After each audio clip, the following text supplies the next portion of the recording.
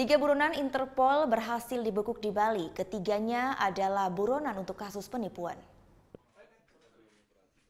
Inilah ketiga buronan Interpol yang berhasil diamankan Polda Bali bekerja sama dengan kantor imigrasi Ngurah Rai. Alexandra, perempuan asal Rusia ini berhasil diamankan petugas imigrasi Bandara Ngurah Rai pada 1 Desember 2018. Saat itu buronan kasus penipuan sebesar 4.300.000 rubel Rusia ini akan berangkat ke Singapura melalui Bandara Ngurah Rai Bali. Selain itu, pihak imigrasi Bandara Ngurah Rai juga mengamankan buronan kasus penipuan sebesar $2.500.000 Amerika.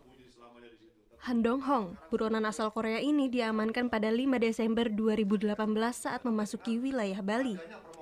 Selain dua WNA tersebut, Ditreskrimum Polda Bali juga berhasil menangkap buronan asal Ceko pada 11 Desember 2018. Buronan kasus penipuan di Republik Ceko ini ditangkap di sebuah rumah di kawasan Denpasar.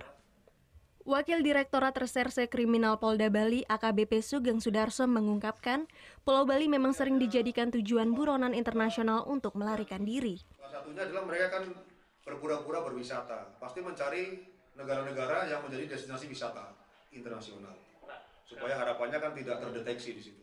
Selanjutnya, para buronan ini segera dilakukan penyerahan para buronan kepada perwakilan polisi masing-masing negara untuk selanjutnya menjalani proses hukum di negaranya masing-masing. Pada tahun 2018 sendiri tercatat sebanyak 10 red notice, 1 diantaranya sudah diekstradisi dan sisanya masih proses. Sementara di tahun 2017 tercatat 12 red notice, 4 diekstradisi sedangkan sisanya dideportasi. Surya Sanjaya melaporkan untuk NET. Oh yang beneran? Iya, oke. Nah, udah kan nonton beritanya? Jangan lupa di-subscribe, di-like, dan juga di-komen ya akun YouTube dari Net Bali. Terima kasih udah subscribe. Yang belum, jangan sampai lupa. Di sebelah sini nih. Subscribe.